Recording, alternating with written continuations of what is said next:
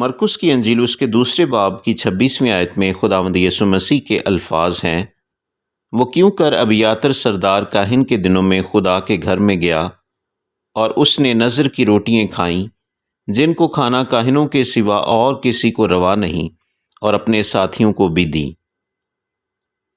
جبکہ سیموئیل کی پہلی کتاب 21ویں باب کی پہلی آیت میں کچھ یوں درج ہے، اور داؤد نوب میں اخی ملک کاہن کے پاس آیا، اور اخی ملک داؤد سے ملنے کو کانپتا ہوا آیا اور اس سے کہا، تو کیوں اکیلا ہے اور تیرے ساتھ کوئی آدمی نہیں؟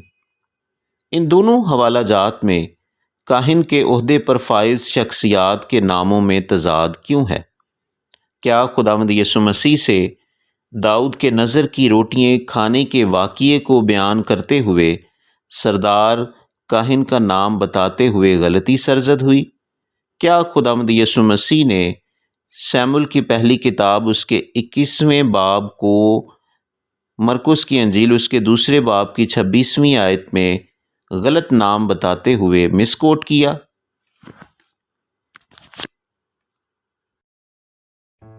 سیموئیل کی پہلی کتاب اس کے 21ویں باب میں داؤد کے نذر کی روٹیاں کھانے کے واقعے میں اخی ملک کا نام درست ہے، اور اخی ملک ہی دراصل اس وقت کہانت کے عہدے پر فائز تھا۔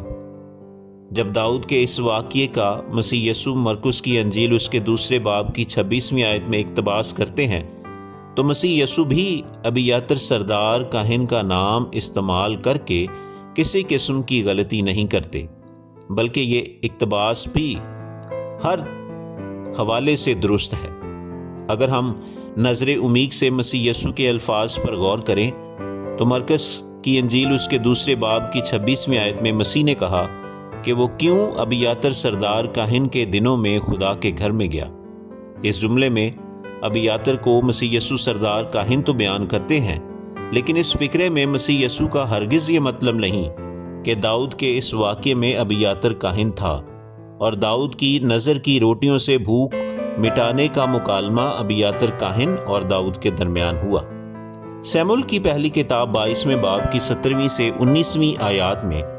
جب داؤد کے اخی ملک کے پاس جانے کی خبر ساؤل بادشاہ تک پہنچتی ہے تو ساؤل بادشاہ اخی ملک کاہن کو غدار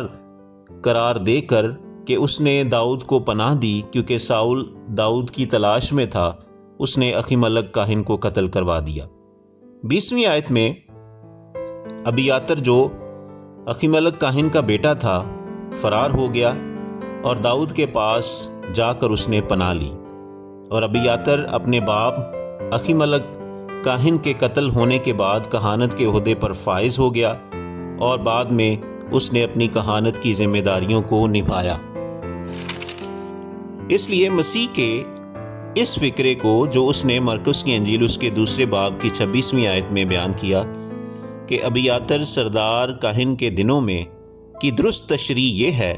کہ ابیاتر اس وقت زندہ تھا جب داؤد خداوند کے گھر میں آیا